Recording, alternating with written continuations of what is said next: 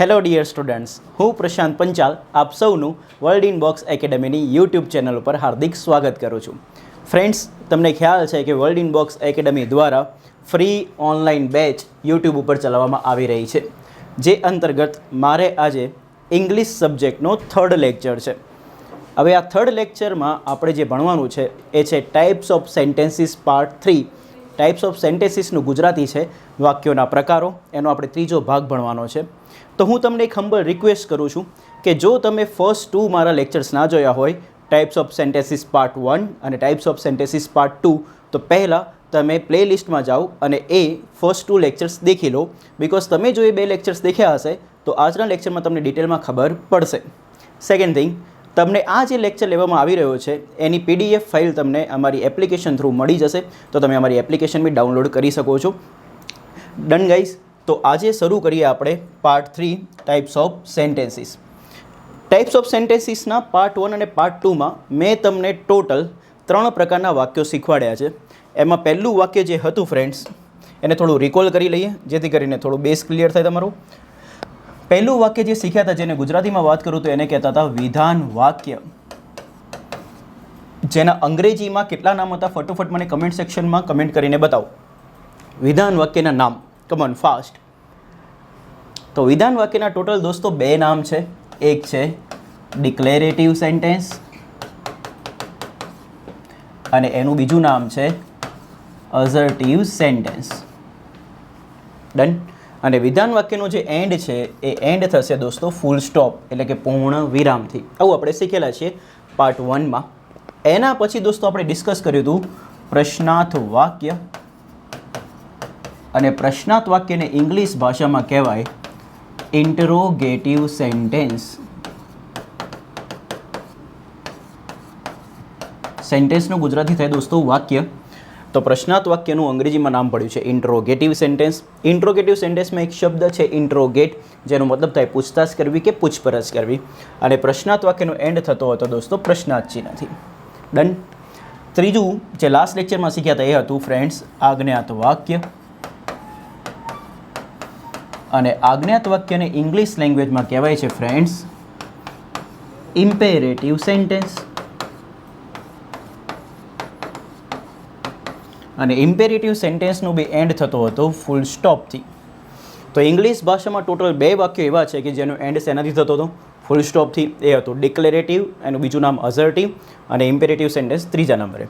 ને પ્રશ્નાર્થ વાક્યનો એન્ડ શેનાથી થતો હતો? પ્રશ્નાર્થ ચિહ્નથી. આજે આપણે બાકીના 2 વાક્યોના પ્રકાર શીખવાના છે. એ 2 વાક્યોના પ્રકારમાંથી પહેલું જે વાક્ય છે એ છે ઓફિસર્સ. ધ્યાન આપો. વેરી ફર્સ્ટ કયું સેન્ટેન્સ શીખવું છે? એક્સક્લેમેટરી સેન્ટેન્સીસ એટલે કે ઉદ્ગાર વાક્યો. તો પહેલાં તો આની જન્મકુંડળી નીકાળીએ કે આ શું છે ને કઈ રીતે આનું નામકરણ થયું છે, બધું જોઈએ ને આનું કામ શું છે. ડન. તો શીખવા જઈ રહ્યા છે ફ્રેન્ડ્સ એક્સક્લેમેટરી સેન્ટેન્સીસ, જેનું ગુજરાતી થશે ઉદ્ગાર વાક્ય. હવે ધ્યાન આપજો, જ્યારે તમારે ઉદ્ગાર વાક્ય શીખવું હોય તો તમારે પહેલાં એક સિચ્યુએશન ઇમેજિન કરવી પડશે. હું જેમ જેમ સિચ્યુએશન ક્રિએટ કરું એવું તમે ફીલ કરજો, તો તમે હું જે કહીશ એ સમજી શકશો. ઠીક છે? વિચારો કે તમે નરેન્દ્ર મોદી સ્ટેડિયમની અંદર બેઠા છો, ઠીક છે, અને T20 વર્લ્ડ કપની ફાઇનલ છે, અને એ ફાઇનલ ઇન્ડિયા અને પાકિસ્તાનની વચ્ચે છે. એમાં ઇન્ડિયાને એક બોલમાં 3 રન જોઈએ છે. કેટલા રન જોઈએ છે? 3 રન્સ.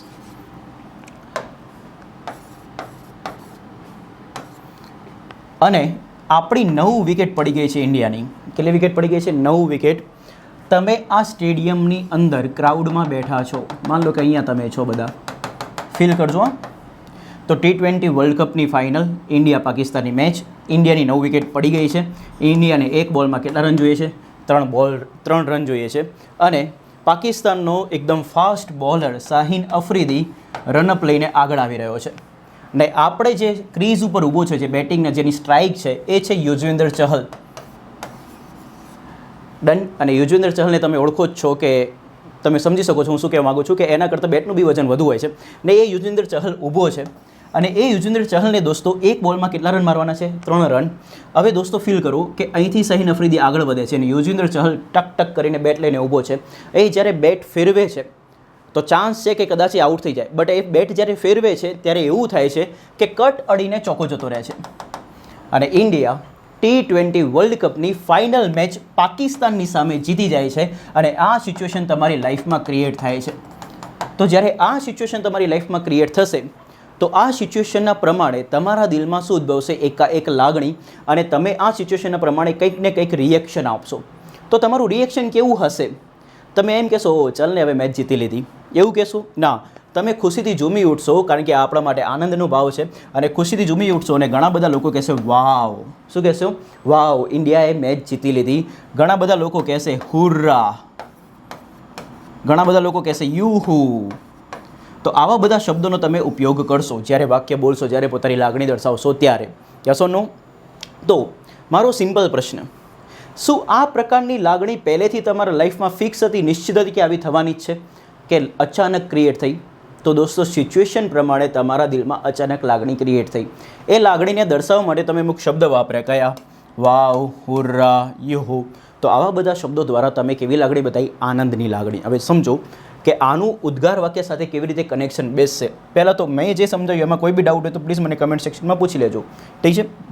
હવે આજે આખો કોન્સેપ્ટ સમજાયો છે, એના પરથી આપણું આખું જન્મકુંડળી નીકળશે. કોની? ઉદ્ગાર વાક્યની. તો લેટ સ્ટાર્ટ. તો થાય છે એવું કે જ્યારે આપણી લાઈફમાં કોઈ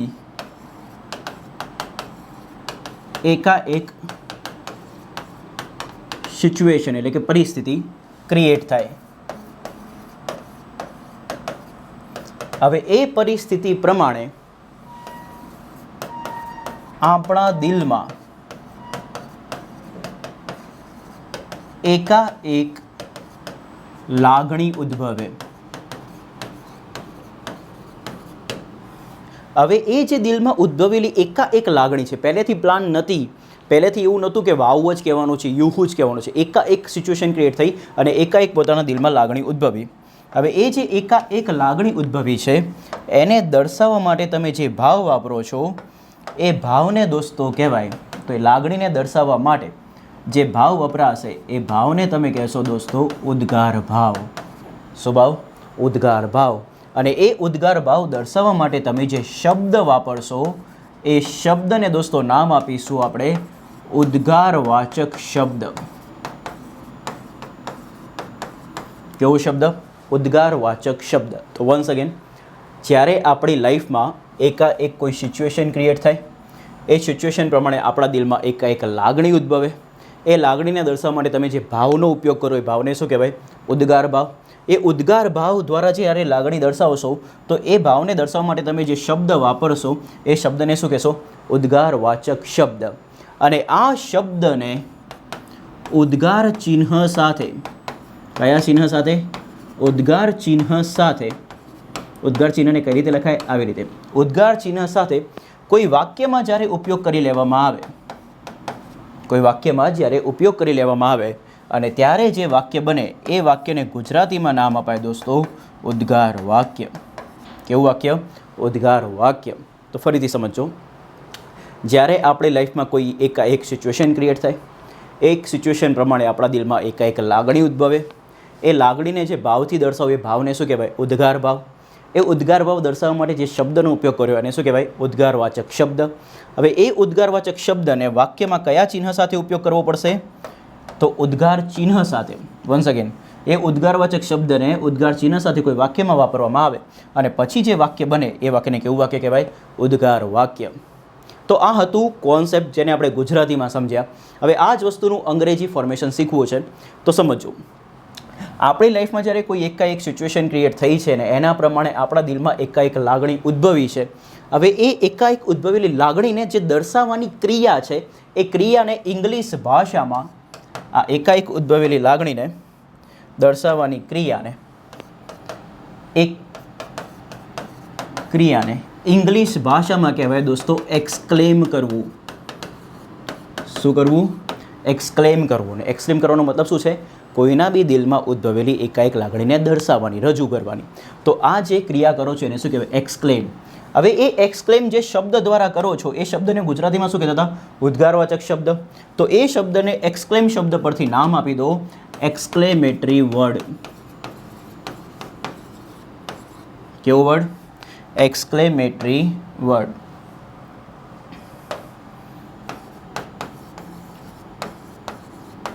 સમજો, એકાએક લાગણી જે ઉદ્ભવી એ ક્રિયાને શું કહેવાય? એક્સક્લેમ કરવું. એક્સક્લેમ જે શબ્દ દ્વારા કરવામાં આવશે એ શબ્દને શું કહીશું? Exclamatory word. અને આ એક્સક્લેમેટરી વર્ડને જ્યારે વાક્યમાં ઉદ્ગાર ચિહ્ન, જેને એક્સક્લેમેશન માર્ક કાં તો એક્સક્લેમેશન સાઇન કહેવાય, એ એક્સક્લેમેશન સાઇન કાં તો એક્સક્લેમેશન માર્ક સાથે વાક્યમાં વાપરી દેવામાં આવે અને પછી જે વાક્ય બને એ વાક્યને એક્સક્લેમ શબ્દ પરથી નામ આપવામાં આવ્યું છે દોસ્તો. ગુજરાતીમાં વાત કરું તો ઉદ્ગાર વાક્ય, પણ એનું અંગ્રેજી એક્સક્લેમ શબ્દ પરથી થશે એક્સક્લેમેટરી સેન્ટેન્સ. કેવું સેન્ટેન્સ? Exclamatory sentence. યાદ રાખજો. તો આ છે દોસ્તો જન્મ કુંડળી. કોની? ઉદ્ગાર વાક્યની, જેને આપણે અંગ્રેજીમાં કેવું વાક્ય કહીએ છીએ? Exclamatory sentence. તો ફરીથી એક વખત સમજીએ, થોડું ફીલ કરજો. મારો સિમ્પલ પ્રશ્ન કે ઉદ્ગાર વાક્યનું કામ શું છે? તો ઉદ્ગાર વાક્યનું કામ છે દોસ્તો એકાએક લાગણીને દર્શાવવાનું. હવે એકાએક લાગણીને જ્યારે આપણે દર્શાવીએ તો એ એકાએક લાગણીને અંગ્રેજીમાં કહેવાય દોસ્તો સડન ફિલિંગ્સ. કેવી ફિલિંગ્સ? Sudden feelings. ઠીક છે. તો ઉદ્ગાર વાક્યનું કામ શું છે? સડન ફિલિંગ્સ દર્શાવવાનું. હવે સડન ફિલિંગ્સ આવે ક્યારે? તો એકાએક કોઈ સિચ્યુએશન ક્રિએટ થાય ત્યારે. તો સમજો, જ્યારે આપણી લાઈફમાં કોઈ એકાએક સિચ્યુએશન ક્રિએટ થાય, એ સિચ્યુએશન પ્રમાણે આપણા દિલમાં એકાએક લાગણી ઉદ્ભવે. એ એકાએક લાગણીને જે ભાવથી દર્શાવે એને કયો ભાવ કહેવાય? ઉદ્ગાર ભાવ. એ ઉદ્ગાર ભાવ દર્શાવવા માટે જે શબ્દનો ઉપયોગ કરવામાં આવે એ શબ્દને કહેવાય દોસ્તો ઉદ્ગારવાચક શબ્દ. એ ઉદ્ગારવાચક શબ્દને ઉદ્ગાર ચિહ્ન સાથે, કયા ચિહ્ન સાથે? ઉદ્ગાર ચિહ્ન સાથે કોઈ વાક્યમાં ઉપયોગ કરી લેવામાં આવે અને પછી કોઈ વાક્ય બનાવવામાં આવે તો એને કયું વાક્ય કહેવાય? ઉદ્ગાર વાક્ય. ક્લિયર છે? ક્લિયર હોય તમારે થમ્સઅપ આપજો દોસ્તો ફટોફટ. ને આ જ વસ્તુ અંગ્રેજી વર્ઝનમાં શું થઈ ગયું કે આપણા દિલમાં જે એકાએક લાગણી ઉદ્ભવી હતી એ લાગણીને આપણે દર્શાવવું હતું અને એ દર્શાવવાની જે ક્રિયા છે, એકાએક ઉદ્ભવેલી લાગણીને દર્શાવવાની ક્રિયાને શું કહેવાય અંગ્રેજીમાં? એક્સક્લેમ કરવું. એ એક્સક્લેમ પરથી અંગ્રેજીમાં જ્યારે એ ક્રિયા કરવામાં આવે અને એને એક્સક્લેમ જે શબ્દ દ્વારા કરવામાં આવે એને કહેવાય એક્સક્લેમેટરી વર્ડ. અને એ એક્સક્લેમેટરી વર્ડને ઉદ્ગાર ચિહ્ન એટલે કે એક્સક્લેમેશન માર્ક કે એક્સક્લેમેશન સાઇન સાથે કોઈ વાક્યમાં વાપરી દેવામાં આવે અને પછી જે વાક્ય બને એ વાક્યને દોસ્તો અંગ્રેજીમાં કહીએ એક્સક્લેમેટરી સેન્ટેન્સ, જેને ગુજરાતીમાં શું કહેવાય છે? ઉદ્ગાર વાક્ય. તો થોડું ફીલ કરો. મારા 3 ક્વેશ્ચન આન્સર આપજો. કયું વાક્ય શીખી રહ્યા છો? તો તમે કહેશો એક્સક્લેમેટરી સેન્ટેન્સ, જેનું ગુજરાતી શું થાય? ઉદ્ગાર વાક્ય. ઉદ્ગાર વાક્યનું કામ શું? તો એકાએક લાગણીને દર્શાવવાનું. એકાએક લાગણીને જે દર્શાવું છે એને અંગ્રેજીમાં કહો તો શું કહેવાય? Sudden feelings. નેક્સ્ટ, હવે થોડું દિલથી વિચારો યાર કે તમારે કોઈ બી વાક્યને એક્સક્લેમેટરી બનાવવું હોય તો તમારા જોડે મિનિમમ 2 કન્ડિશન ફોલો થવી જોઈએ. એ 2 કન્ડિશન છે એક્સક્લેમેટરી વર્ડ અને એક છે ઉદ્ગાર ચિહ્ન. વન્સ અગેન, જ્યારે બી તમે કોઈ બી વાક્ય ઉદ્ગાર બનાવો છો તો એ ઉદ્ગાર વાક્ય દર્શાવવા માટે કેટલી કન્ડિશન ફોલો થવી જોઈએ? 2. કઈ 2? એક એક્સક્લેમેટરી વર્ડ અને એક છે ઉદ્ગાર ચિહ્ન. હવે સમજો, એક્સક્લેમેટરી વર્ડનું ગુજરાતી શું થાય છે? ઉદ્ગારવાચક શબ્દ. ક્લિયર? હવે ફોકસ કરજો ફ્રેન્ડ્સ. તમને ખ્યાલ હશે કે વિરાટ કોહલીનું છે ને બીજું બી એક નામ છે અને બીજું જે નામ છે એ છે ચીકુ. તો હું બોલું વિરાટ કોહલી કાં તો હું બોલું ચીકુ. ઠીક છે? તો આ બંને 2 અલગ અલગ વ્યક્તિને બતાવે છે કે એક જ વ્યક્તિને? એક જ વ્યક્તિને. જેમ વિરાટ કોહલીના 2 નામ છે, એક વિરાટ કોહલી ને એક ચીકુ, એવી રીતે દોસ્તો ઇંગ્લિશ ભાષામાં ઉદ્ગારવાચક શબ્દના 2 નામકરણ થયેલા છે અને 2 નામકરણ કયા? તો એક છે એક્સક્લેમેટરી વર્ડ અને આનું અપડેટેડ મોડર્ન ગ્રામર દ્વારા આપવામાં આવેલું નામ છે. આ ઓલ્ડ ગ્રામર દ્વારા આપવામાં આવેલું હતું અને મોડર્ન ગ્રામર દ્વારા જ્યારે નામ આપવામાં આવ્યું છે એ નામ છે દોસ્તો ઇન્ટરજેક્શન. શું કહીશું? ઇન્ટરજેક્શન. એક્ઝામમાં યાદ રાખજો કે ઉદ્ગારવાચક શબ્દના ટોટલ કેટલા નામ છે? 2 નામ. એક્સક્લેમેટરી વર્ડ કાં તો ઇન્ટરજેક્શન. તમને એમ કે નીચે આપેલા વાક્યમાંથી એક્સક્લેમેટરી વર્ડ શોધો તો બી શું શોધવાનું? ઉદ્ગારવાચક શબ્દ. તમને કોઈ કહે કે નીચે આપેલા વાક્યમાંથી ઇન્ટરજેક્શન શોધો તો બી શું શોધવાનું? ઉદ્ગારવાચક શબ્દ. અહીંયા સુધી ક્લિયર? ઓકે. તો ફોકસ કરજો. આપણે બે વસ્તુ શીખ્યા કે કોઈ બી વાક્યને ઉદ્ગાર વાક્ય બનાવવું હોય તો ટોટલ કેટલી કન્ડિશન ફોલો થવી જોઈએ? બે. એક, એક્સક્લેમેટરી વર્ડ હોવું જોઈએ અને બીજું શું હોવું જોઈએ? ઉદ્ગાર ચિહ્ન. અને એક્સક્લેમેટરી વર્ડનું મેં તમને બીજું બી નામ શીખવાડ્યું અને બીજું નામ શું બન્યું દોસ્તો? ઇન્ટરજેક્શન. તો ફટોફટ મને કમેન્ટ સેક્શનમાં કહો કે ક્લિયર છે. ક્લિયર હોય તો ફટોફટ ક્લિયર ક્લિયર ક્લિયર ક્લિયર એવું લખી નાખો જેથી કરીને મને આઈડિયા આવે દોસ્તો.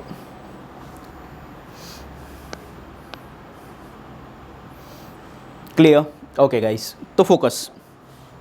આના પછી જે મેં તમને પોઈન્ટ સમજાવ્યો, પોઈન્ટ આવો હતો કે ઉદ્ગારવાચક શબ્દના ટોટલ કેટલા નામ છે? બે, એક્સક્લેમેટરી વર્ડ અને ઇન્ટરજેક્શન. હવે હું તમને થોડું ડિટેલમાં લઈ જાઉં, ફોકસ કરજો. મારે કોઈ બી વાક્યને એક્સક્લેમેટરી સેન્ટેન્સ બનાવવું છે તો એ એક્સક્લેમેટરી સેન્ટેન્સ બનાવવા માટે મારે મિનિમમ કેટલી કન્ડિશનને ફોલો કરવી પડશે? બે. એક છે ઉદ્ગાર ચિહ્ન અને બીજું છે ઇન્ટરજેક્શન. ઇન્ટરજેક્શન ના લખું તો બીજું શું લખાય? Exclamatory word. આ બધું એક જ છે દોસ્તો, જેને ગુજરાતીમાં શું કહેવાય? ઉદ્ગારવાચક શબ્દ. હવે થોડું દિલથી વિચારો યાર કે જ્યારે તમને એક્ઝામમાં કેમ કહેવામાં આવે કે નીચે આપેલા વાક્યમાંથી એક્સક્લેમેટરી સેન્ટેન્સ શોધો તો તમારે કેટલી કન્ડિશન ફોલો કરવાની થાય? બે. હવે બંને કન્ડિશનમાં સૌથી ઇઝી કન્ડિશન કઈ પડે કે જેથી કરીને આપણે આરામથી એને ચેક કરી શકીએ? તો પહેલી એક તો તમને કોમન સેન્સ યુઝ કરશો તો બી આઈડિયા આવશે કે આપણે શું લખવું પડશે? ચિહ્ન. ઇન શોર્ટ ચિહ્ન જોઈ લેવાનું અને ચિહ્નના પછી તમે ચેક કરવા જશો શું હશે? ઇન્ટરજેક્શન. શું હશે? Interjection. Yes or no? Okay. તો ઉદ્ગારવાચક શબ્દના ટોટલ બે નામ, એક્સક્લેમેટરી વર્ડ અને ઇન્ટરજેક્શન. એક્સક્લેમેટરી સેન્ટેન્સ બનાવવા માટે મિનિમમ કેટલી કન્ડિશન? બે. કઈ બે કન્ડિશન? ઉદ્ગાર ચિહ્ન અને ઇન્ટરજેક્શન. અહીંયા સુધી ક્લિયર છે ફ્રેન્ડ્સ? ઓકે.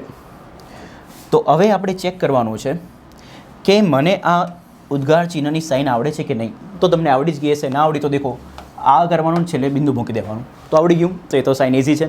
હવે જે લાઈફમાં નથી આવડતું એ શું છે? ઇન્ટરજેક્શન. અને ઇન્ટરજેક્શન શું કરશે? એક લાગણી દર્શાવશે. તો એ થોડું વિચારો કે આપણા દિલમાં દરેકે દરેક સિચ્યુએશનમાં શું એક જ પ્રકારની લાગણી ઉદ્ભવે છે કે અલગ અલગ પ્રકારની? તો ઓબ્વિયસવાળી વાત છે કે સિચ્યુએશન પ્રમાણે આપણા દિલમાં અલગ અલગ પ્રકારની લાગણી ઉદ્ભવે. ક્યારેક ક્યારેક આપણી લાઈફમાં ખુશીવાળી સિચ્યુએશન ક્રિએટ થાય તો આનંદની લાગણી ઉદ્ભવે. ક્યારેક ક્યારેક આપણી લાઈફમાં દુઃખ દર્દવાળી સિચ્યુએશન ક્રિએટ થાય તો આપણને દુઃખવાળી લાગણી ઉદ્ભવે. યસ ઓર નો? ક્યારેક ક્યારેક લાઈફમાં કંઈક સારું કામ તમે કર્યું હોય તો કેવી લાગણી ઉદ્ભવે? પ્રશંસાવાળી. તો હવે એના પરથી એ ખ્યાલ આવે છે કે આપણી લાઈફમાં જે ઇન્ટરજેક્શન કે જે એકાએક લાગણી દર્શાવતો શબ્દ ઉદ્ગારવાચક શબ્દ છે એ એક જ પ્રકારનો હશે નહીં. એના કેવા પ્રકાર હશે? અલગ અલગ. તો આપણું નેક્સ્ટ સ્ટેપ રહેશે કે જો મારે ઉદ્ગાર વાક્યમાં માસ્ટરી લાવી હોય તો પહેલાં મારે શીખવું પડશે શું? ઇન્ટરજેક્શન.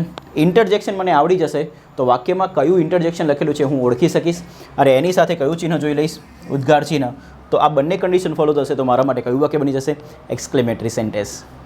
સમજો, થોડું લેન્ધી છે બટ સ્ટેપ બાય સ્ટેપ જશો તો કોઈ પ્રોબ્લેમ નહીં પડે. તો ફરીથી લાસ્ટ ટાઈમ, એક્સક્લેમેટરી સેન્ટેન્સ બનવા માટે લાઈફમાં કેટલી કન્ડિશન ફોલો થવી જોઈએ? તો બે. એક છે ઉદ્ગાર ચિહ્ન અને બીજું છે ઇન્ટરજેક્શન. ઉદ્ગાર ચિહ્ન તો દેખતા આવડશે પણ જે નથી આવડતું એ શું છે? ઇન્ટરજેક્શન. તો આપણે પહેલાં ઇન્ટરજેક્શન શીખી લઈએ જેથી કરીને આપણું ચેપ્ટર ઇઝી બને. તો દેખો અત્યાર સુધી જે બી બને એને ફટોફટ રિવાઇઝ કરીએ. તો એક્સક્લેમેટરી સેન્ટેન્સીસ એટલે કે ઉદ્ગાર વાક્ય. આ વાક્ય દ્વારા શું કરવામાં આવી રહ્યું છે? તો ફોકસ કરજો. વાક્ય કે જે એકાએક લાગણી દર્શાવતા હોય અને જેમાં શું આવેલું હોય? ઉદ્ગાર ચિહ્ન આવેલું હોય તેવા વાક્યને કેવું વાક્ય કહેવાય? ઉદ્ગાર વાક્ય. એ જ વસ્તુ અહીંયા અંગ્રેજીમાં લખેલું છે દોસ્તો. અને વાક્યમાં એકાએક લાગણી દર્શાવતા શબ્દોને આપણે શું કહીએ છીએ? ઇન્ટરજેક્શન. આ મોડર્ન ગ્રામર દ્વારા આપવામાં આવેલું નામ છે. ઇન્ટરજેક્શન ના કહેવું તો તમે શું કહી શકશો? Exclamatory word. શું કહેવાય? એક્સક્લેમેટરી વર્ડ, જેને ગુજરાતીમાં શું કહેવાય? ઉદ્ગારવાચક શબ્દ. Done guys? તો ફરીથી કેટલી કન્ડિશન ફોલો થવી જોઈએ? બે. એક ઉદ્ગાર ચિહ્ન અને બીજું ઇન્ટરજેક્શન. ડન? તો આપણી જોડે અલગ અલગ પ્રકારની સિચ્યુએશન મેં તમને બતાવેલી છે અને એ સિચ્યુએશનમાં કયા પ્રકારના ઇન્ટરજેક્શન વપરાય એ આપણે જોવાના છે. તો ફોકસ.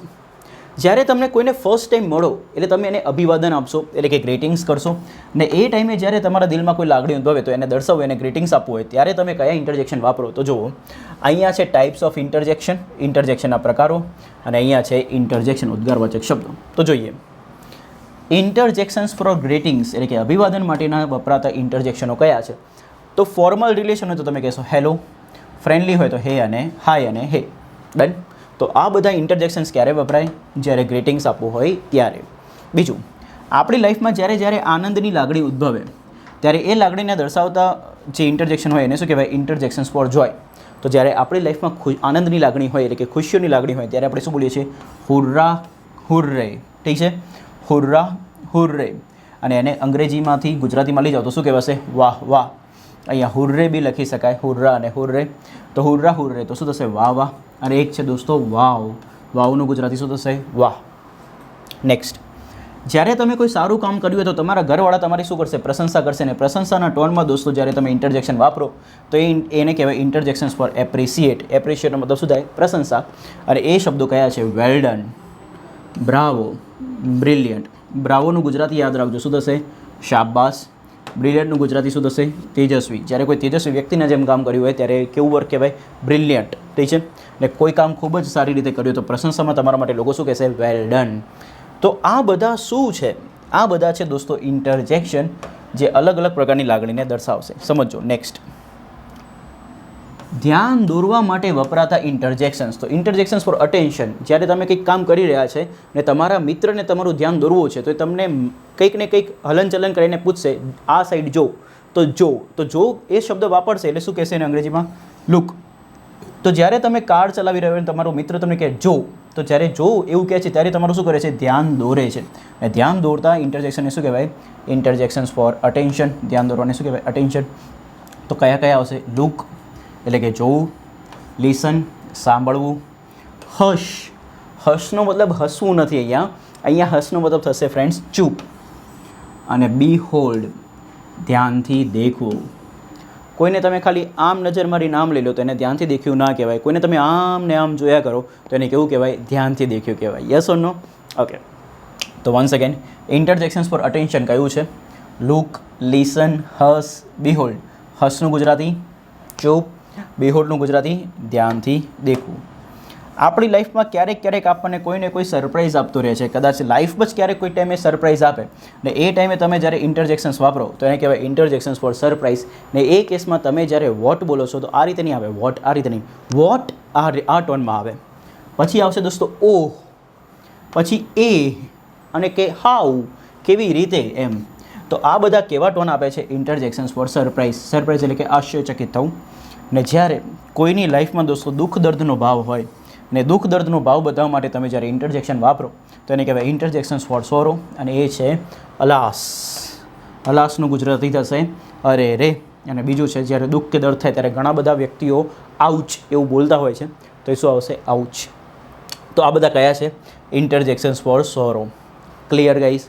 તો આટલા ઇન્ટરજેક્શન છે કે જેનું કામ શું છે કે અલગ અલગ પ્રકારની શું બતાવે? લાગણી દર્શાવે. હવે ઇંગ્લિશ ભાષાની સુંદરતા એવી છે કે આ બધા દોસ્તો જેટલા બી શબ્દો મેં તમને અહીંયા બતાવ્યા છે આ બધા શબ્દો વાક્યમાં જ્યારે ઉદ્ગાર ચિહ્ન આવશે, શું આવશે? ઉદ્ગાર ચિહ્ન આવશે ત્યારે જ તે ઇન્ટરજેક્શનનો અવતાર લેશે. આ બધા શબ્દો આખી ભાષામાં ઇન્ટરજેક્શનની રીતે આવતા નથી. એ અવતારનું રૂપ ધારણ કરે છે. એટલે મીન્સ ઇન્ટરજેક્શનનું રૂપ ધારણ કરે છે, અવતાર ધારણ કરે છે. ક્યારે? જ્યારે વાક્યમાં કયું ચિહ્ન આવે? ઉદ્ગાર ચિહ્ન. વન્સ અગેન આ પોઈન્ટને ફરીથી સમજો. આ જેટલા બી મેં તમને ઇન્ટરજેક્શન સમજાયા તો નોર્મલ શબ્દમાં, નોર્મલ વાક્યમાં આ કોઈ ઇન્ટરજેક્શન નથી બનતું. આ ઇન્ટરજેક્શનનું રૂપ અવતાર ક્યારે ધારણ કરે? જ્યારે વાક્યમાં કયું ચિહ્ન હોય? ઉદ્ગાર ચિહ્ન હોય તો જ આ શબ્દો ઇન્ટરજેક્શન બનશે. જેમ કે હું તમને એકાદો ક્વેશ્ચન આપું, એક્ઝામ્પલ આપું જેથી કરીને વધુ ક્લિયર થાય. જેમ કે હું અહીંયા ફોકસ કરજો. મેં તમને અહીંયા અમુક ઇન્ટરજેક્શન શીખવાડ્યા. જેમ કે અહીંયા શીખવાડ્યું વોટ અને હાઉ. તો એને સમજો. કદાચ હું તમને આવું લખીને આપું, water, beautiful, scene, it is, અને એક વાક્ય લખીને આપું, વોટ ઇઝ યોર નેમ. સમજવાનો પ્રયત્ન કરજો. તો અહીંયા જે લખેલું છે વોટ ને અહીંયા બી છે વોટ. મેં તમને શું શીખવાડ્યું કે વોટ દરેક વખતે ઇન્ટરજેક્શનનો અવતાર ધારણ કરતો નથી. એ ક્યારે બનશે? જ્યારે વાક્યમાં ઉદ્ગાર ચિહ્ન હશે ત્યારે. તો ફોકસ કરજો. તમને આ બંને વાક્ય આપે અને તમને એમ કે નીચે આપેલા વાક્યમાંથી ઇન્ટરજેક્શન શોધો. તો કયા વાક્યમાં ઇન્ટરજેક્શન હોય? તો જે વાક્યમાં ઉદ્ગાર ચિહ્ન હોય એ જ વાક્યમાં ઇન્ટરજેક્શન હોય. તો અહીંયા ઉદ્ગાર ચિહ્ન છે, તો એ કેસમાં આ વોટ શું બની જશે? ઇન્ટરજેક્શન. અલર્ટ રહેજો. આ વોટ શું બનશે? ઇન્ટરજેક્શન. અને આ વાક્યમાં દોસ્તો પ્રશ્નાચિહ્ન છે, તો એ કેસમાં વોટ ઇન્ટરજેક્શન બને નહીં, આ બની જાય WH વર્ડ. શું બની જાય? WH word. તો ફરીથી કોઈ બી શબ્દ ઇન્ટરજેક્શન ક્યારે બને? જ્યારે એ વાક્યમાં શું આવેલું હોય? ઉદ્ગાર ચિહ્ન આવેલું હોય ત્યારે. નેક્સ્ટ હજુ એક પ્રેક્ટિસ કરાવું.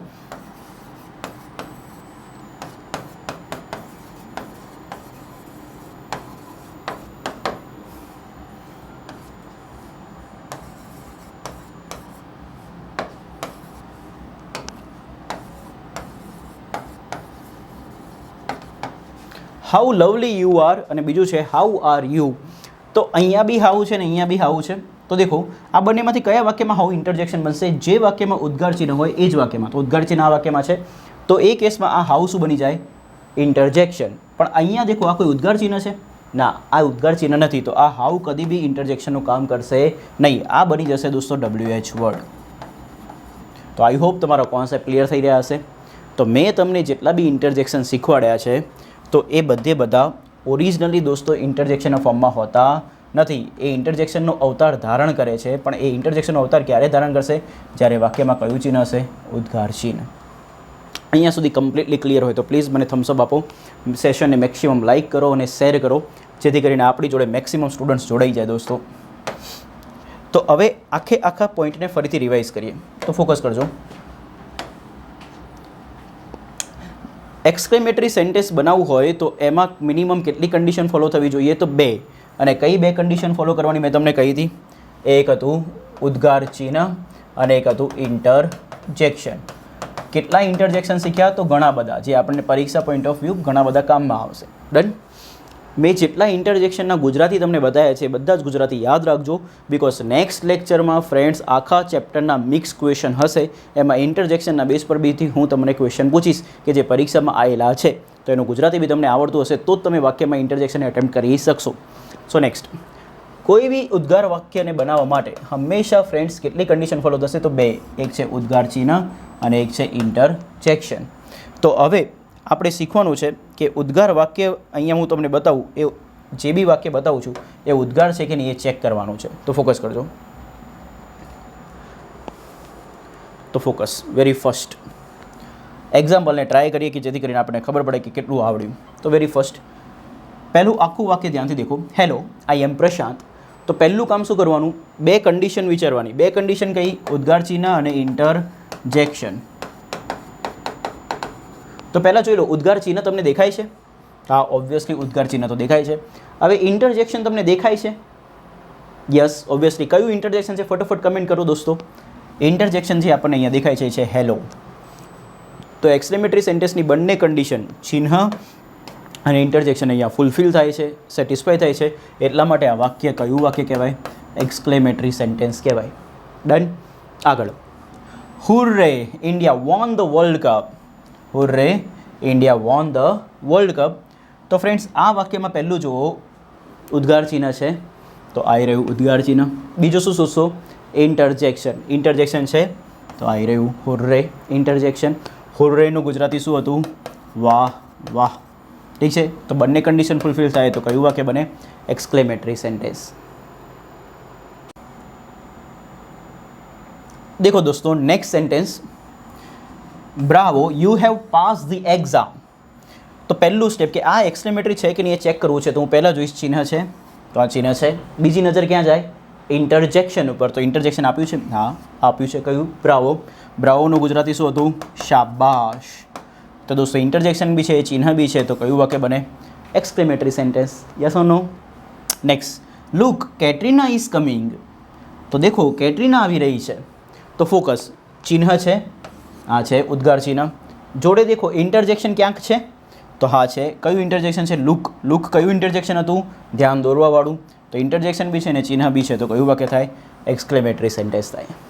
આઈ હોપ તમારો એક્સક્લેમેટરી સેન્ટેન્સનો ડિટેલમાં કોન્સેપ્ટ ક્લિયર થયો હશે ને કોઈ બી તકલીફ નહીં પડી રહી હોય. હજુ આપણે પ્રેક્ટિસ કરીએ.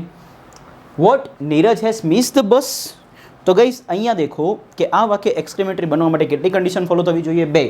હું અહીંયા ફરીથી લખી દઉં. એક છે ઉદ્ગાર ચિહ્ન ને બીજું આપણું બધાનું ફેવરેટ કયું? ઇન્ટરજેક્શન. તો પહેલાં તો આ ચિહ્ન તો દેખાઈ જ જાય છે ચોખે ચોખ્ખું. હવે શું શોધીશું? ઇન્ટરજેક્શન. તો આ ચિહ્ન હોય તો ઇન્ટરજેક્શન શું બની જાય? વોટ. તો ફ્રેન્ડ્સ બંને કન્ડિશન ફોલો થાય તો કયું સેન્ટેન્સ થાય? Exclamatory sentence. નેક્સ્ટ, અલાસ, અરે રે. અલાસનું ગુજરાતી શું થશે? અરે રે. APJ Abdul Kalam sir is no more. APJ Abdul Kalam sir રહ્યા નથી. તો ફ્રેન્ડ્સ આ ચિહ્ન અને ઇન્ટરજેક્શન કોણ છે? સર છે, ઇઝ છે, નો છે કે અલાસ છે? તો અલાસ. તો બંને કન્ડિશન ફૂલફિલ થાય તો કયું વાક્ય થાય? એક્સક્લેમેટરી. હું તમને બંને કન્ડિશન ઉપર એટલા માટે ફોકસ કરાવું છું બિકોઝ આગળ જઈને આના રિગાર્ડિંગ એક નવો કોન્સેપ્ટ આવશે તો પ્લીઝ ધ્યાનથી સમજજો. What a wonderful place. તો આ ચિહ્ન આવ્યું કયું? ઉદ્ગાર ચિહ્ન. હવે ઇન્ટરજેક્શન શોધો તો ઇન્ટરજેક્શન ચોખ્ખું દેખાય છે. કોણ છે? વોટ. તો કયું સેન્ટેન્સ થાય? એક્સક્લેમેટરી. Done guys. તો આઈ હોપ તમારો કોન્સેપ્ટ ક્લિયર થયો હશે એક્સક્લેમેટરી સેન્ટેન્સનો. આજ પછી લાઈફમાં ક્યારે બી એક્સક્લેમેટરી સેન્ટેન્સમાં કોઈ બી જાતની પ્રોબ્લેમ થવી જોઈએ નહીં. તો ધ્યાન આપજો. આપણે એક લાસ્ટ ટાઈમ ફટોફટ રેપિડ રિવિઝન કરીએ.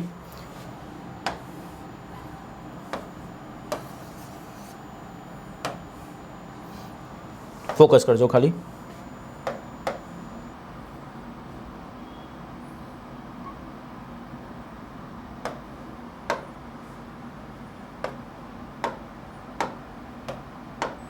દેખો, પહેલું એક્સક્લેમેટરી સેન્ટેન્સનું કામ શું છે? તો એકાએક લાગણી જે આપણા દિલમાં ઉદ્ભવે છે એને દર્શાવવાની. તો એને આપણે શું કહીશું? To show sudden feelings. તો કેવી ફિલિંગ્સ દર્શાવે છે? Sudden feelings. હવે એને ડિટેલમાં સમજીએ કે જ્યારે આપણી લાઈફમાં કોઈ એકાએક સિચ્યુએશન ક્રિએટ થાય છે ત્યારે આપણા દિલમાં એકાએક શું ઉદ્ભવશે? લાગણી. એ સિચ્યુએશન પ્રમાણે લાગણી ઉદ્ભવે. એ લાગણીને તમે જે ભાવથી દર્શાવો એ ભાવને કહેવાય દોસ્તો શું? ઉદ્ગાર ભાવ. અને એ ઉદ્ગાર ભાવ દર્શાવવા માટે જે શબ્દનો ઉપયોગ કરો એ શબ્દને કહેવાય દોસ્તો ઉદ્ગારવાચક શબ્દ. એ ઉદ્ગારવાચક શબ્દને કયા ચિહ્ન સાથે? ઉદ્ગાર ચિહ્ન સાથે જ્યારે વાક્યમાં વાપરી દો ત્યારે જે વાક્ય બને એને કયું વાક્ય કહેવાય? ઉદ્ગાર વાક્ય. આવું આપણે સમજ્યા. હવે એનું અંગ્રેજી વર્ઝન શીખી લો કે આપણા લાઈફમાં જ્યારે એકાએક સિચ્યુએશન ક્રિએટ થઈ ત્યારે આપણે દિલમાં એકાએક લાગણી ઉદ્ભવી. એ લાગણીને દર્શાવવાની જે ક્રિયા હતી એને શું કીધું? એક્સક્લેમ કરવું. એ એક્સક્લેમ જે શબ્દ દ્વારા થયું એને શું કીધું? Exclamatory word. અને એ એક્સક્લેમેટરી વર્ડને એક્સક્લેમેશન માર્ક જેને કહેવાય ઉદ્ગારવાચક ચિહ્ન એની સાથે વાક્યમાં વાપરી દો અને પછી જે વાક્ય બને એને દોસ્તો કહેવાય એક્સક્લેમ શબ્દ પરથી નામ આપ્યું છે એક્સક્લેમેટરી સેન્ટેન્સ. એટલે કે ઉદ્ગારવાચક વાક્યનું અંગ્રેજી વર્ઝન શું થાય? Exclamatory sentence. કન્ફર્મ છે? અને આના પરથી એ બી જાણવા મળ્યું કે એક્સક્લેમેટરી સેન્ટેન્સ બનાવવા માટે એક ઉદ્ગાર ચિહ્ન જોઈશે અને બીજું એક્સક્લેમેટરી વર્ડ જોઈશે. એના પછી મેં તમને શીખવાડ્યું દોસ્તો કે આ જે ઉદ્ગારવાચક શબ્દ છે જેને તમે મોડર્ન ગ્રામરિયન દ્વારા એક નવું નામ આપવામાં આવ્યું હતું. ઓલ્ડ ગ્રામરિયન કહેતા હતા એને એક્સક્લેમેટરી વર્ડ. મોડર્ન ગ્રામરિયને નવું નામ આપ્યું હતું અને નવું નામ શું હતું? તો ઇન્ટરજેક્શન. કેવું? ઇન્ટરજેક્શન. એના પછી આપણે શીખ્યા અલગ અલગ પ્રકારના ફ્રેન્ડ્સ ઇન્ટરજેક્શન શીખ્યા પછી આપણે પ્રેક્ટિસ કરી. તો આ હતું detail analysis of exclamatory sentence. તો ફ્રેન્ડ્સ આપણે સક્સેસફુલી 4 પ્રકારના સેન્ટેન્સીસ શીખી લીધા છે. ડિક્લેરેટિવ, ઇન્ટ્રોગેટિવ, ઇમ્પેરેટિવ અને એક્સક્લેમેટરી. અને હું એવી આશા રાખું છું કે તમને આ 4માંથી કોઈ એક વાક્યમાં પ્રોબ્લેમ પડતી નહીં હોય. હવે એક ક્લેરિટી આપી દઉં તમને. એ ક્લેરિટી એવી છે કે તમે દેખશો ને તો અહીંયા એક્સક્લેમેશન માર્ક એટલે કે ઉદ્ગાર ચિહ્ન ક્યાં છે? છેલ્લે છે. અહીંયા ક્યાં છે? વચ્ચે છે. તો એવું કોઈ જરૂરી છે કે ઉદ્ગારવાચક ચિહ્નની જગ્યા નિશ્ચિત જ હોય? તો ઉદ્ગારવાચક ચિહ્નની જગ્યા નિશ્ચિત હોતી નથી. એ ઇન્ટરજેક્શન પછી તરત બી મૂકી શકાય અને એ વાક્યના એન્ડમાં બી મૂકી શકાય. ક્યાં મૂકી શકાય? ઇન્ટરજેક્શન પછી તરત કાં તો વાક્યના એન્ડમાં. તમારી ઈચ્છા હોય ત્યાં તમે મૂકી શકો છો. એમાં ગ્રામરિયન થોડા લિબરલ રહ્યા છે. કોઈ નિશ્ચિત રૂપ નથી એનું. ઠીક છે? રૂલ નથી. સો ફ્રેન્ડ્સ કોંગ્રેચ્યુલેશન્સ, તમને 4 પ્રકારના વાક્યો આવડી ગયા છે. હવે નેક્સ્ટ પ્રકારનું વાક્ય શીખવા જઈ રહ્યા છીએ અને એ છે દોસ્તો વાક્ય ઓપ્ટેટિવ સેન્ટેન્સ. કેવું સેન્ટેન્સ? ઓપ્ટેટિવ સેન્ટેન્સ. જેનું ગુજરાતી થાય ઈચ્છાદર્શક વાક્યો. કેવા વાક્યો? ઈચ્છાદર્શક વાક્ય. હવે ગ્રામરિયન જ્યારે આ વસ્તુ બનાવવા બેઠા ત્યારે એમને એક કોન્સેપ્ટ ઉઠાવ્યો. એક તો પહેલાં નામને વાંચીને જ ખબર પડે કે ઓપ્ટેટિવ સેન્ટેન્સનું ગુજરાતી શું થઈ ગયું છે? ઈચ્છાદર્શક વાક્ય. હવે એ નામ પરથી જ આપણને આઈડિયા આવે કે એમાં શું કરવામાં આવી રહ્યું હશે. તો ફોકસ કરજો. હા,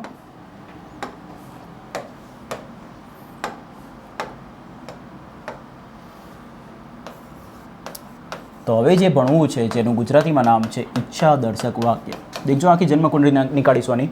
તો ઈચ્છાદર્શક વાક્યનું કામ શું છે? તો સિમ્પલ, વાક્યમાં ઈચ્છા દર્શાવવાનું. શું? વાક્યમાં ઈચ્છા દર્શાવવાનું. તો જે વાક્યમાં ઈચ્છા દર્શાવવામાં આવતી હશે એવા વાક્યને શું કહેવાશે? ઈચ્છાદર્શક વાક્ય. હવે આ જે ઈચ્છા દર્શાવવાની જે ક્રિયા છે એ ક્રિયાને ઇંગ્લિશ ભાષામાં કહેવાય ફ્રેન્ડ્સ ઓપ્ટ કરવું. શું કરવું? ઓપ્ટ કરવું. અને એ ઓપ્ટ શબ્દનો ઉપયોગ કરીને ઇંગ્લિશ ભાષામાં ઈચ્છાદર્શક વાક્યનું અંગ્રેજીમાં નામ આપી દીધું. એ નામ આપ્યું ફ્રેન્ડ્સ ઓપ્ટેટિવ. અને વાક્યને અંગ્રેજીમાં કહેવાય સેન્ટેન્સ. અને એટલા માટેનું આખું નામ શું પડ્યું છે? ઓપ્ટેટિવ સેન્ટેન્સ. તો જેને તમે ગુજરાતીમાં ઈચ્છાદર્શક વાક્ય કહો છો કે જેમાં શું કામ કરવામાં આવતું હશે? ઈચ્છા દર્શાવવામાં આવી રહી હશે. અને એ ઈચ્છા દર્શાવવાની ક્રિયાને અંગ્રેજીમાં શું કહેવાય? ઓપ્ટ. ને એ ઓપ્ટ પરથી અંગ્રેજીમાં ઈચ્છાદર્શક વાક્યનું નામ શું પડી ગયું? ઓપ્ટેટિવ સેન્ટેન્સ. આલો પોઈન્ટ ક્લિયર? મેક શ્યોર આ પોઈન્ટ તમારા માઇન્ડમાં ક્લિયર હોય. હવે ફ્રેન્ડ્સ, જ્યારે ગ્રામેરિયન આ વાક્ય બનાવી રહ્યા હતા ત્યારે એમણે મનુષ્યની ઈચ્છાને ઓબ્ઝર્વ કર્યું. હવે મનુષ્યની ઈચ્છાને ઓબ્ઝર્વ કરતાં કરતાં એ લોકો બહુ કન્ફ્યુઝ થઈ ગયા. કેમ?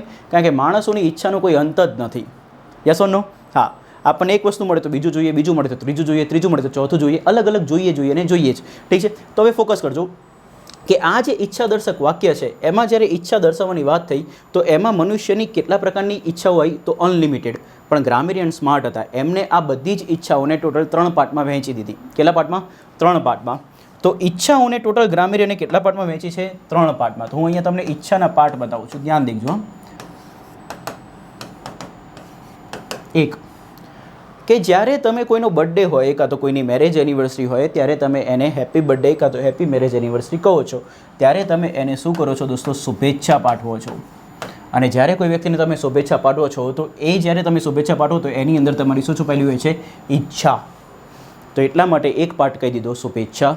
શુભેચ્છાને દોસ્તો કહેવાય વિશ. પણ જો એ વિશ એકદમ દિલથી થતી હોય તો એને કહેવાય કીન વિશ. કેવી વિશ? કીન વિશ. ઠીક છે? ખાલી એક્સ્ટ્રા છે. બાકી શુભેચ્છા એટલે વિશ એવું યાદ રાખી શકાય. ક્યારેક ક્યારેક તમે જોયું હશે કે કોઈ વ્યક્તિને આપણે જ્યારે પગે પડીએ તો એ આપણા માથા ઉપર હાથ ફેરવીને આપણે કહે છે કે મે ગોડ બ્લેસ યુ, એટલે કે ભગવાન તમારા ઉપર આશીર્વાદ વરસાવે. તો દોસ્તો એ તમારા માટે વ્યક્તિએ શું કરી? પ્રાર્થના. કોના માટે? તમારા માટે. કોની સાથે કરી? ભગવાન સાથે. તો પ્રાર્થના. તો પ્રાર્થનાને દોસ્તો કહેવાય પ્રેયર. શું કહેવાય? પ્રેયર. તો જ્યારે કોઈ વ્યક્તિ આપણા માટે કાં તો કોઈ બીજા માટે પ્રાર્થના કરે છે તો એ પ્રાર્થનામાં વ્યક્તિની શું છુપાયેલી છે? ઈચ્છા. હવે ક્યારેક ક્યારેક કોઈ વ્યક્તિને કોઈ બીજા વ્યક્તિ ઉપર ગુસ્સો આવે અને એ ક્યાંક જર્ની ઉપર જતો હોય ત્યારે એ એમ કહેશે કે વિશ યુ વેરી હેપી જર્ની. ના, એને શાપ આપશે. ભગવાન કરે એનું પ્લેન ક્રેશ થઈ જાય. તો આ એને શું કર્યું? શાપ આપ્યો. તો દોસ્તો ફ્રેન્ડ્સ એને કહેવાય શાપ. હવે જ્યારે કોઈ વ્યક્તિ શાપ આપે છે તો શાપ આપવામાં બી એ વ્યક્તિની શું છુપાયેલી છે? ઈચ્છા. અને એટલા માટે દોસ્તો ઈચ્છાનો ત્રીજો પાર્ટ પડે છે શું? શાપ. અને શાપને અંગ્રેજીમાં કહેવાય છે દોસ્તો કર્સ. શું કહેવાય? કર્સ. તો ફોકસ કરજો. ઈચ્છાદર્શક વાક્ય જેનું કામ છે વાક્યમાં ઈચ્છા દર્શાવવાનું, અને એ ઈચ્છા દર્શાવવાની ક્રિયાને શું કહેવાય? ઓપ્ટ કરવું કહેવાય. એ ઓપ્ટ શબ્દનો ઉપયોગ કરીને ઈચ્છાદર્શક વાક્યનું અંગ્રેજીમાં નામ પડી ગયું ફ્રેન્ડ્સ. કયું? ઓપ્ટેટિવ સેન્ટેન્સ. નેક્સ્ટ, ઈચ્છાને જ્યારે ગ્રામેરિયને એનાલિસિસ કર્યું તો ઈચ્છાને ટોટલ ગ્રામેરિયને કેટલા પાર્ટમાં તોડી? 3 પાર્ટમાં. જેમાં પહેલો પાર્ટ આવ્યો શુભેચ્છા, બીજો પાર્ટ આવ્યો પ્રાર્થના, ત્રીજો પાર્ટ આવ્યો શાપ. શુભેચ્છા કરો, પ્રાર્થના કરો કે શાપ કરો, એમાં એ વ્યક્તિની શું છુપાયેલી હોય? ઈચ્છા. એટલા માટે દોસ્તો એને કેવા વાક્ય કહેવામાં આવે છે? ઈચ્છાદર્શક વાક્ય. નેક્સ્ટ, શુભેચ્છાનું અંગ્રેજીમાં નામ વિશ. પણ શુભેચ્છા એકદમ દિલથી કરતા હોય તો કીન વિશ. પ્રાર્થનાને અંગ્રેજીમાં કહેવાય પ્રેયર. શાપને કહેવાય કર્સ. ડન છે? હવે આ બનાવવામાં તો આ લોકોએ ગ્રામેરિયને બનાવી દીધું, પણ સિચ્યુએશન કેવી આવી કે ઈચ્છાદર્શક વાક્યનો એન્ડ કરવાની જરૂર પડી. હવે સમજો, ટ્વિસ્ટ આવશે. ઈચ્છાદર્શક વાક્યનો શું કરવાની જરૂર પડી? એન્ડ. કારણ કે એન્ડ તો કરવો જ પડશે ને. તો ઈચ્છાદર્શક વાક્યનો જ્યારે એન્ડ કરવામાં આવ્યો તો ગ્રામેરિયન કન્ફ્યુઝ થાય કે હવે કયું ચિહ્ન મૂકવું. કારણ કે ગ્રામેરિયન જોડે તો માત્ર 3 જ ચિહ્નો હતા. કેટલા ચિહ્નો હતા? 3. કયા કયા 3 ચિહ્નો હતા? તો એ સમજી લો. એક હતું ફૂલ સ્ટોપ, એક હતું પ્રશ્નાર્થ ચિહ્ન અને એક હતું ઉદ્ગાર ચિહ્ન. એમાં પ્રશ્નાર્થ ચિહ્ન માત્ર ને માત્ર પ્રશ્નાર્થ વાક્યમાં જ વાપરવાય, બીજા કોઈ વાક્યમાં વપરાતું નથી. આવો બી એક રૂલ હતો. એટલે આ ચિહ્નની તો ચોઈસ રહી નહીં. ફૂલ સ્ટોપ ઓલરેડી 2 વાક્યમાં વાપરીને બેઠા છો. કયા 2 વાક્યમાં? તો ડિક્લેરેટિવ સેન્ટેન્સ અને ઇમ્પેરેટિવ સેન્ટેન્સ. આ આપણે શીખ્યા છીએ કયા પાર્ટમાં? પાર્ટ 2માં અને પાર્ટ 1માં. બંનેનું કોમ્બિનેશન છે. તો પ્લીઝ આ ના ખબર પડે તો પાર્ટ 1 ને પાર્ટ 2 ખાસ જોઈ લેવું, તો જ તમને આગળ ખબર પડશે ફ્રેન્ડ્સ. તો આ ચિહ્ન ઓલરેડી 2 વાક્યમાં વાપરીને બેઠા હતા. હવે જો પાછું ઓપ્ટેટિવમાં વાપરતો તો વધુ કન્ફ્યુઝન ક્રિએટ થતું, જે પોસાય એવું નહોતું.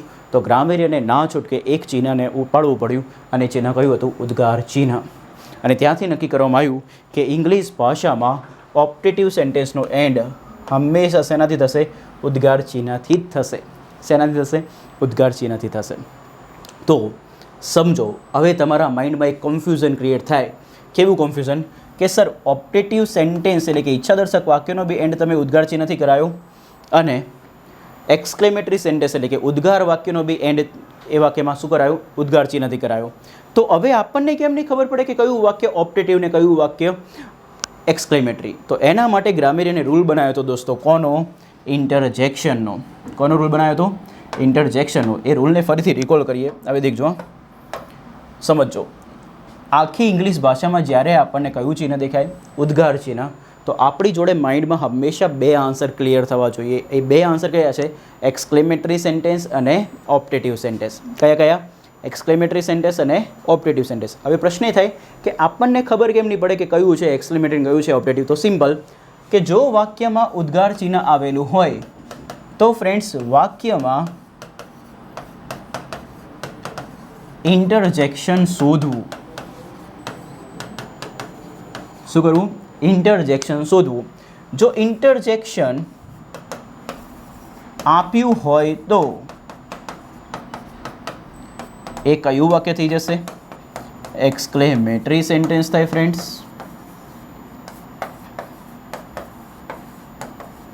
અને જો વાક્યમાં ઇન્ટરજેક્શન આપ્યું ના હોય, અલર્ટ, જો વાક્યમાં ઇન્ટરજેક્શન આપ્યું ના હોય ત્યારે જઈને દોસ્તો એ વાક્ય બનશે. એ વાક્ય કયું હશે? ઓપ્ટેટિવ સેન્ટેન્સ, જેને ગુજરાતીમાં કહેવાય દોસ્તો ઈચ્છાદર્શક વાક્ય.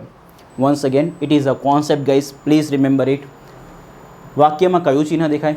ઉદ્ગાર ચિહ્ન. તો કેટલા આન્સરની ચાન્સીસ બને? 2. કાં તો એક્સક્લેમેટરી બને કાં તો ઓપ્ટેટિવ બને. હવે ખબર કેમ નહીં પડે કે કયું બનશે? તો એના માટે ગ્રામેરિયને રસ્તો શું નીકાળ્યો? ઇન્ટરજેક્શનનો. શેનો? ઇન્ટરજેક્શનનો. ફોકસ કરજો. જો વાક્યમાં ઇન્ટરજેક્શન આપ્યું હોય તો આપણે એક્સક્લેમેટરી સેન્ટેન્સ કરવાનું. ઇન્ટરજેક્શન આપ્યું ના હોય તો કયું સેન્ટેન્સ કરવાનું? ઓપ્ટેટિવ સેન્ટેન્સ કરવાનું. આવું આપણે શીખી રહ્યા છીએ દોસ્તો. તો હવે હું તમને બતાવીશ ઉદ્ગાર ચિહ્નવાળા વાક્ય. એમાં તમારે જોવાનું કે ઇન્ટરજેક્શન આપ્યું છે કે નહીં. ફ્રેન્ડ્સ, મેં તમને જ્યારે ઇન્ટરજેક્શન સમજાયા ત્યારે મેં જેટલા બી ઇન્ટરજેક્શન સમજાયા એમાં ક્યાંય તમારા જોડે મેં આવ્યું? તો મેં કોઈ ઇન્ટરજેક્શન છે નહીં. બીજું, મેં તમને ક્યારેય ઇન્ટરજેક્શનમાં 20 કીધું? તો ના. તો 20 બી ઇન્ટરજેક્શન છે નહીં. હા, તો દેખજો, ભૂલ ના કરતા. મેં અને 20 આ બંનેમાંથી કોઈ બી ઇન્ટરજેક્શન નથી. કેમ મેં આવું કીધું? હમણાં ખબર પડી જશે. તો ઉદ્ગાર ચિહ્ન શોધવાનું શું? ઇન્ટરજેક્શન આપ્યું હોય તો એક્સક્લેમેટરી, આપ્યું ના હોય તો ઓપ્ટેટિવ. તો ફોકસ કરજો. Practice time.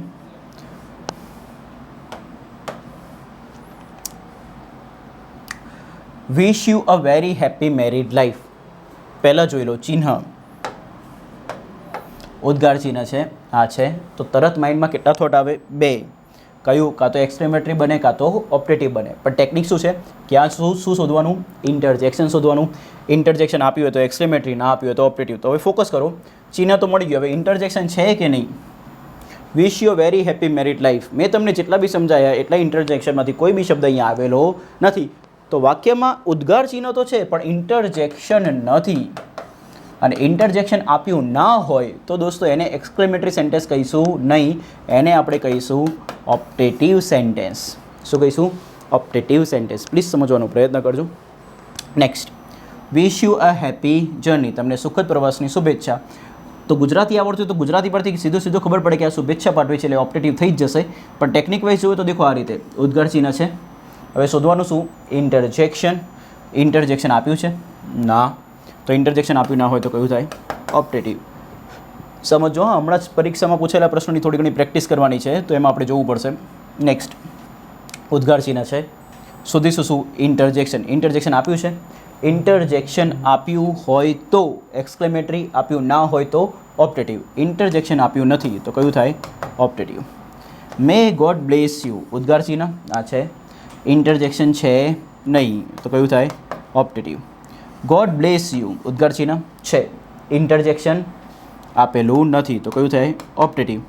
May you live very happily ઉદ્ગાર ચિહ્ન છે, પરંતુ ઇન્ટરજેક્શન કોઈ બી આપેલું નથી. મેં તમને પહેલાં જ કીધું મે અને વીસ ઇન્ટરજેક્શનમાં આવતા નથી, તો કન્ફ્યુઝ થતા નહીં. તો આમાં ઇન્ટરજેક્શન નથી, તો કયું વાક્ય થાય? ઓપ્ટેટિવ સેન્ટેન્સ થાય. યસ ઓર નો? તો હવે સમજી લો ટેકનિકને ફરીથી એક વખત રિકોલ કરાવી દઉં. ઉદ્ગાર ચિહ્ન વાક્યમાં શોધવાનું શું? પ્રેમથી ઇન્ટરજેક્શન આપ્યું હોય તો એક્સક્લેમેટરી સેન્ટેન્સ, ઇન્ટરજેક્શન આપ્યું ના હોય તો ઓપ્ટેટિવ સેન્ટેન્સ. બીજું યાદ રાખો, મે અને વીસ કોઈ ઇન્ટરજેક્શન છે નહીં. હવે આખા કોન્સેપ્ટને એક વખત રિવાઇઝ કરી લઈએ, જેથી કરીને વધુ ઇઝી તમારા માટે થઈ જાય. તો ફોકસ. કયું વાક્ય શીખ્યા? ઈચ્છાદર્શક વાક્ય. ઈચ્છાદર્શક વાક્યનું કામ શું? ઈચ્છા દર્શાવવાનું. ઈચ્છા દર્શાવવાની ક્રિયાને શું કહેવાય? ઓપ્ટ કરવું. ને ઓપ્ટ પરથી નામ શું પડ્યું દોસ્તો? Optative sentence. Yes or no? Okay. હવે જ્યારે ગ્રામ્યને ઈચ્છાને દર્શાવવાનું ચાલુ કર્યું ત્યારે એમને ઈચ્છાને ટોટલ કેટલા પાર્ટમાં તોડી? 3. એક આવ્યું શુભેચ્છા, બીજું પ્રાર્થના, ત્રીજું શાપ. શુભેચ્છાને દોસ્તો કહેવાય વિશ, પ્રાર્થનાને કહેવાય પ્રેયર, ને શાપને કહેવાય કર્સ. જો શુભેચ્છા એકદમ દિલથી કરશો તો શું કહેવાશે? કીન વિશ. હવે સિચ્યુએશન ક્યાં આવીને ફસાઈ ગ્રામરિયન માટે કે ઈચ્છાદર્શક વાક્ય બનાવવામાં તો બનાવી દીધા, પણ જ્યારે એને એન્ડ કરવાનો હતો ત્યારે દોસ્તો કયું ચિહ્ન પસંદ કરવું પડ્યું? ઉદ્ગાર ચિહ્ન. ને ત્યારે આપણા માઇન્ડમાં એક થોટ જનરેટ થયું કે યાર સર કે ઉદ્ગાર ચિહ્નવાળા તો વાક્ય કેટલા બન્યા? 2. પણ સોલ્યુશન શું આપ્યું ગ્રામરિયને? કે ઉદ્ગાર ચિહ્ન આપ્યું તો શોધવાનું શું? ઇન્ટરજેક્શન આપ્યું હોય તો એક્સક્લેમેટરી સેન્ટેન્સ, આપ્યું ના હોય તો optative sentence. Yes or no? Okay guys. બીજું, હવે તમે જ્યારે ઓપ્ટેટિવ સેન્ટેન્સની પ્રેક્ટિસ કરી ત્યારે તમને ક્યારેક વાક્યની શરૂઆત શેનાથી દેખાય? વીસથી. ક્યારેક વાક્યની શરૂઆત શેનાથી દેખાય? મેથી. ક્યારેક તમને શરૂઆત વીસ કે મેથી દેખાય નહીં. તો આવું કેમ થયું? તો એને સમજીએ. ધ્યાન આપજો દોસ્તો. ફ્રેન્ડ્સ, આપણે જ્યારે કોઈના માટે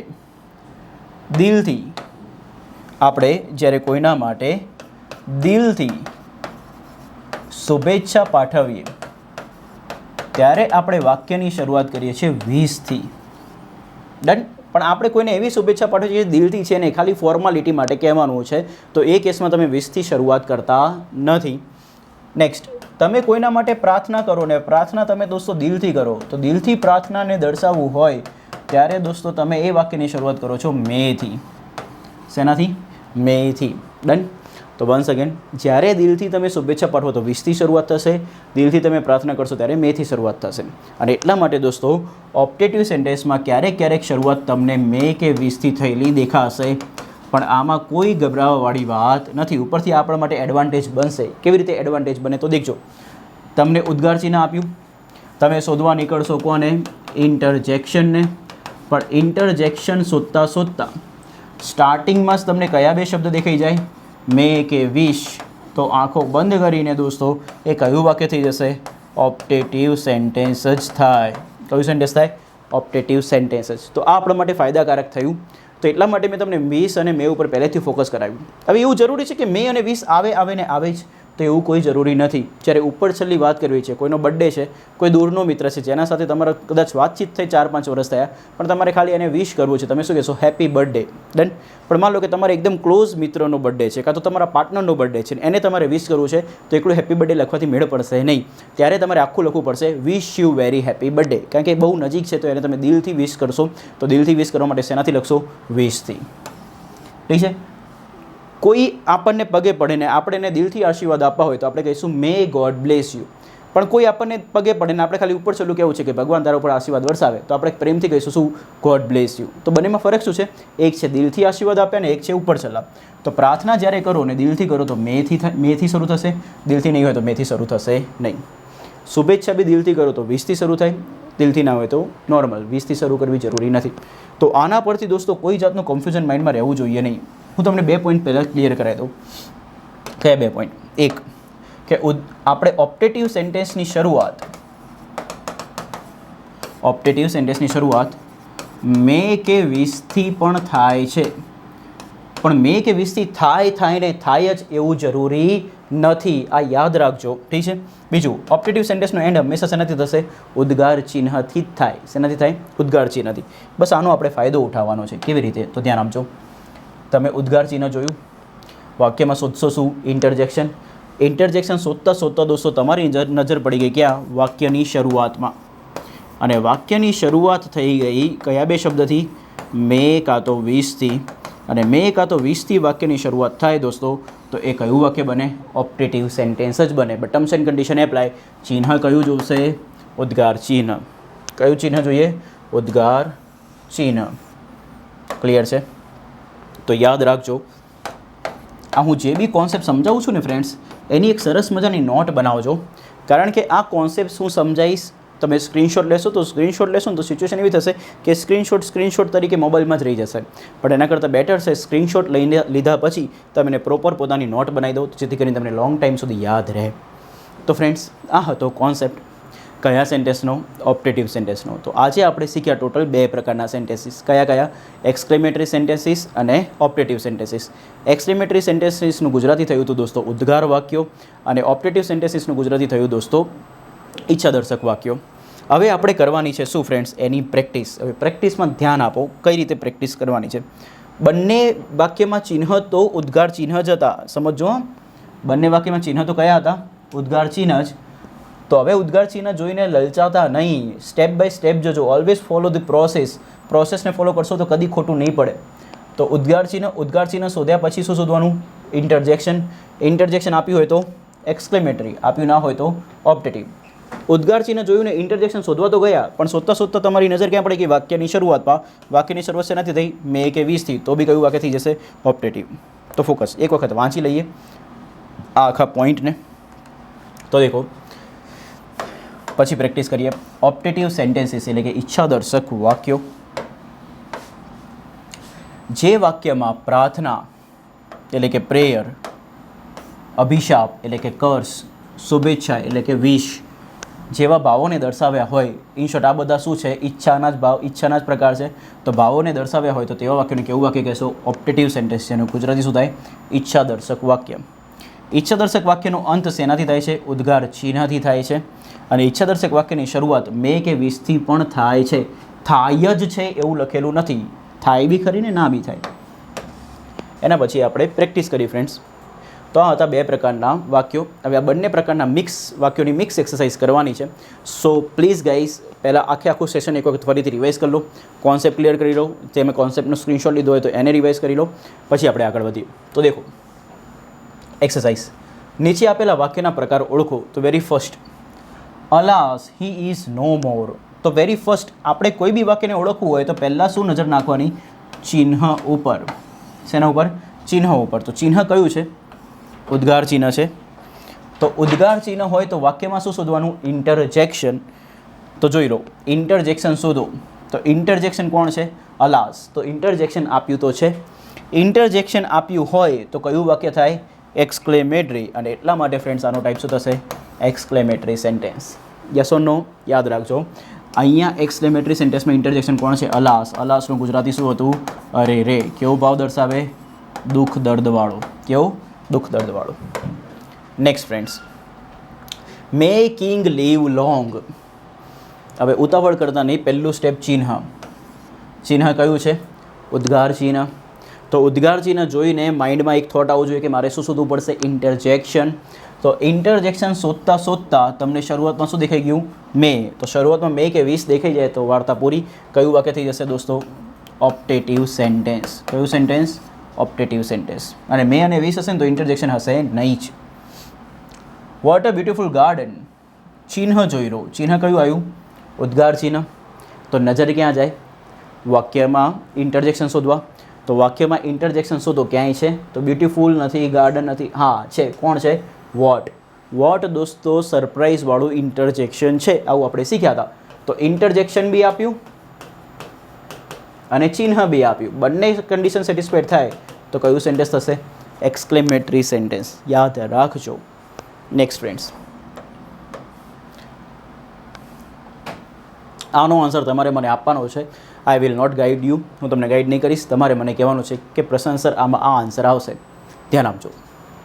વોટ અ પાવરફુલ 6. કમન, ફટોફટ મને આન્સર આપો. I am waiting for your answer.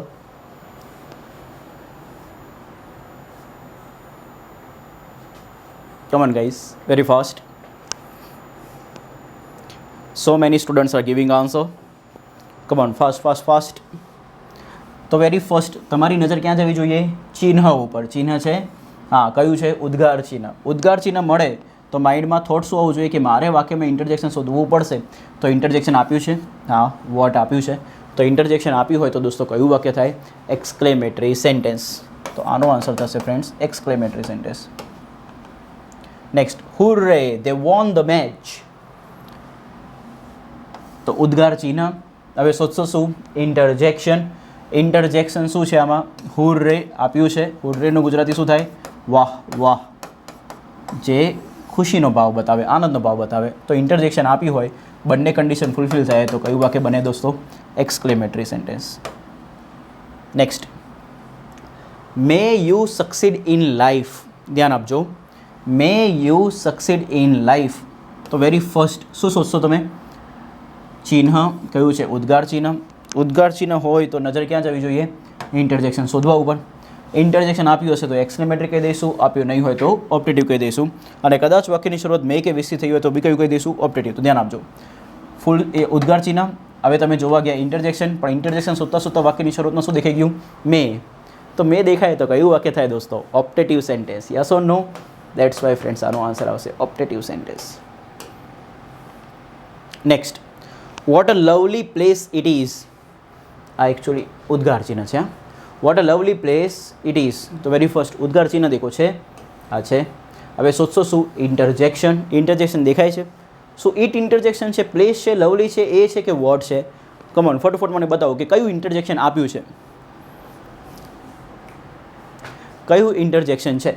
તો ફ્રેન્ડ્સ અહીંયા ઇન્ટરજેક્શન છે કોણ? વોટ. શું છે? વોટ. તો ઇન્ટરજેક્શન બી આપ્યું અને ચિહ્ન બી આપ્યું, એટલા માટે કયું સેન્ટેન્સ થાય friends? Exclamatory. Next, wish you a prosperous future. પ્રોસ્પરસનો મતલબ થશે ધન્ય. ઠીક છે, તો ફોકસ.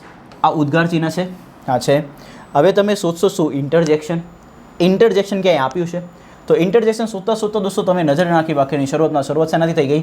વીસથી. તો વીસથી વાક્યની શરૂઆત થાય તો ફ્રેન્ડ્સ કયું વાક્ય થઈ જશે? ઓપ્ટેટિવ. પણ ટર્મ્સ એન્ડ કન્ડિશન એપ્લાય, ચિહ્ન તો આ જ જોઈએ, હા, ઓકે. તો ઇન્ટરજેક્શન નથી, વિશ આપ્યું છે એટલે કયું સેન્ટેન્સ થઈ જશે? Optative. Ouch, it is very hot. આ બહુ જ ગરમ છે. તો ફ્રેન્ડ્સ ચિહ્ન છે, આ છે. હવે શોધો ઇન્ટરજેક્શન. ઇન્ટરજેક્શન આપ્યું છે કોણ? આઉચ. તો કયું સેન્ટેન્સ થાય? એક્સક્લેમેટરી.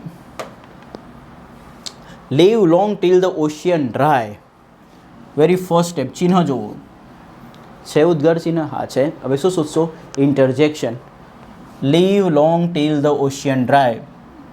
સમુદ્ર સુકાય ત્યાર સુધી તમે જીવો, એવો એવો વાક્યનો અર્થ થાય છે. તો ફ્રેન્ડ્સ આમાં કોઈ ઇન્ટરજેક્શન આપ્યું છે? તો આમાં કોઈ ઇન્ટરજેક્શન આપ્યું નથી. અને ઇન્ટરજેક્શન આપ્યું ના હોય તો ફ્રેન્ડ્સ કયું સેન્ટેન્સ થઈ જશે?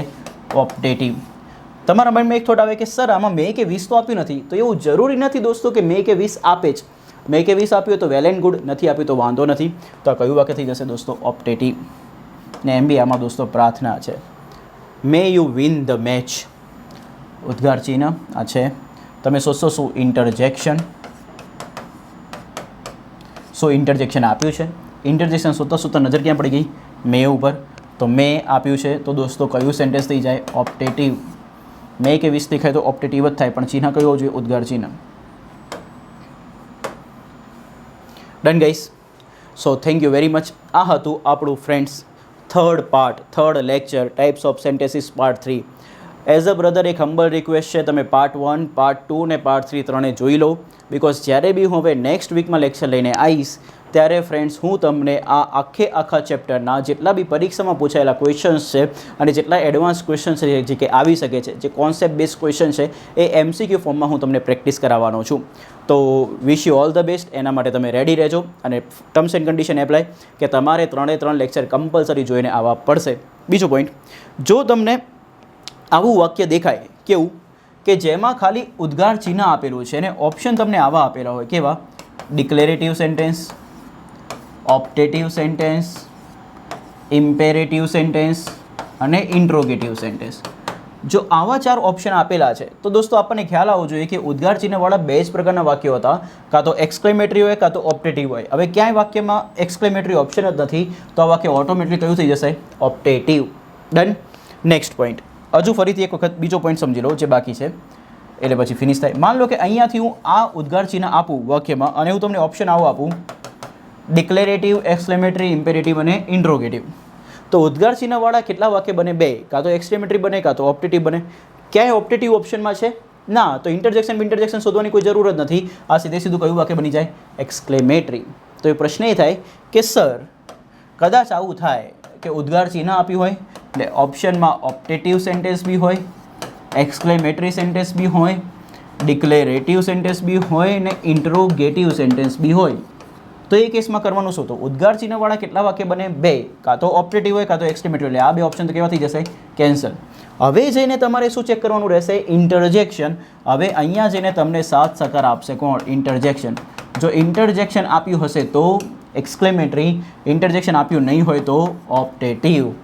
તો એક્ઝેક્ટલી ઇન્ટરજેક્શનની ગેમ ક્યારે કામમાં લાગશે? જ્યારે તમારે ઉદ્ગાર ચિહ્નવાળા વાક્યો હોય અને એમાં 2 ઓપ્શન આપ્યા હોય, ઓપ્ટેટિવ અને એક્સક્લેમેટરી. બાકી ઇન્ટરજેક્શન એટલી જરૂર પડતી નથી. Done guys. તો હવે જો તમને અમારા સેશન ગમતા હોય તો આને મેક્સિમમ દોસ્તો લાઈક કરો, શેર કરો અને કમેન્ટ સેક્શનમાં મેક્સિમમ લેક્ચર પૂરો થાય ત્યારે ફ્રેન્ડ્સ કમેન્ટ્સ કરો. બિકોઝ કમેન્ટ્સથી ફ્રેન્ડ્સ તમારો કેવા રિવ્યૂ છે એમને વધારે ખ્યાલ આવે છે અને મેક્સિમમ સ્ટુડન્ટ સુધી રીચ પહોંચે છે. તમારા સ્ટુડન્ટ્સ રિવ્યૂ જોઈને, તમારા રિવ્યૂ જોશો, જેટલા સ્ટુડન્ટ્સ રિવ્યૂ જોશે એટલા લોકોને ખબર પડશે કે ખરેખર આ લોકોનું કન્ટેન્ટ બહુ સારું છે. ફ્રેન્ડ્સ, યુટ્યુબ ઉપર ઘણા બધા ફેકલ્ટી તમને, ઘણા બધા એજ્યુકેટર તમને ટીચ કરાવે છે, બટ ટુ ધ પોઈન્ટ ટીચ કરાવવાનું જે પ્રથા છે એ વર્લ્ડ ઇન બોક્સ એકેડમીએ જાળવી રાખી છે. અમે બીજા કોઈ પોઈન્ટની ચર્ચા કરતા નથી, અમે કોઈ મનોરંજન કરતા નથી, આપણે ફક્ત ને ફક્ત ભણવાની જ વાતો કરીએ છીએ. તો દોસ્તો, જો તમને અમારા સેશન ગમતા હોય તો મેક્સિમમ લાઇક કરો, શેર કરો અને અમારી યુટ્યુબ ચેનલને સબસ્ક્રાઈબ કરો અને કમેન્ટ્સ કરવાનું બિલકુલ બી ભૂલતા નહીં. મળીએ દોસ્તો નેક્સ્ટ લેક્ચરમાં પ્રેક્ટિસ કરવાની છે ચેપ્ટર નંબર 1, પાર્ટ 1, 2 અને 3. ડન. કમ્પ્લીટ તૈયારી સાથે આવજો. મળીએ. Thank you very much.